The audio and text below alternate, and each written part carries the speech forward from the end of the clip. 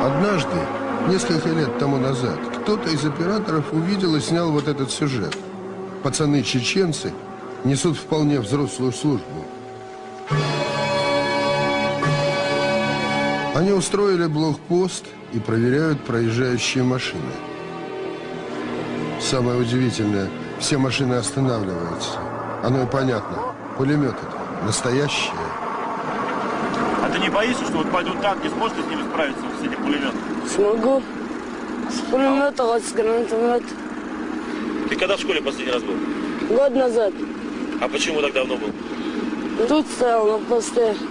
А что тебе больше нравится, с оружием бегать или в школе? С оружием. Почему? Просто, не знаю. Ну кем ты себя чувствуешь? Просто, как тебе сказать?